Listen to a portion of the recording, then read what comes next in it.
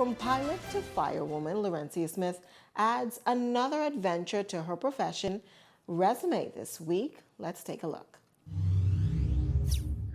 I'm going to put this disclaimer out there. I'm not a wine enthusiast. However, I was still excited to take part in this adventure with the crew at Bahama Barrel by Graycliff, which is the first and only winery in the country. The winery possessed a charm as it was once the home to a convent in the late 1930s. Supervisor of the winery, Ravel Dean, shared that the Bahamas cannot grow its own grapes for the wine, in large due to the humidity. Our native grapes, I don't know if you've ever seen them or tasted them, not sea grapes.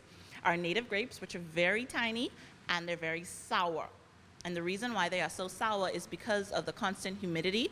They ripen so fast that the sugars don't have enough time to accumulate in them, which is why they're sour, which makes them not great for winemaking. So where does the winery import their grapes from? Import the grape juices from Argentina and Italy. So our grapes will not taste like Argentinian wines or Italian wines because of the difference in the fermentation process, even though we get the grapes from them. So when the grape juices are sent here, they are aged. We have the red wines go into the oak barrels and the white wines go into the stainless steel containers. A ton of wine, each tote. And so each tote, so we get several totes in at a time. The wine industry was no exception to the impacts of COVID-19 and inflation. Dean acknowledged that there was a blow to its customer base during the onset of the pandemic with international customers, but its local customer base remains robust. It's starting to get back to normal, and so that's very good. Of course, we have our peak seasons that we would have just come out of.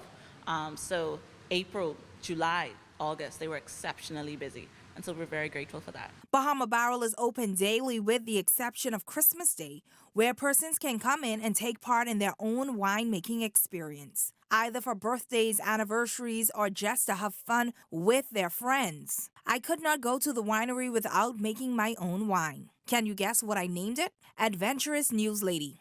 With the perfect name, I had the opportunity to try 5 different wines to decide which would be the perfect blend, with peach, black cherries, and strawberry being my top 3. With that, I poured the 3 blends into a measuring cylinder. First the peach, which was followed by the 2 others. The next step was pouring the blends into a wine bottle twice, and yes, the secret is out. I'm clumsy. Once all of that was done, I moved on to the corking process, and just like that, I had my very own wine. Dean, who's on track to becoming the first wine master here in the Bahamas, gives these FYI tips for all wine lovers. Does wine spoil? Yes, it does. If you don't store it properly, if you don't test it regularly, it will spoil. Proper wine etiquette dictates that you do not fill the glass, that you only fill it to the horizon of the bowl. To hold it by the stem, then they would have created it without the stem. Well, I'm definitely not a wine drinker. However, I have to agree with Dean. Just like winery, this adventure is definitely an experience. Until next time, Laurencia Smith, Eyewitness News.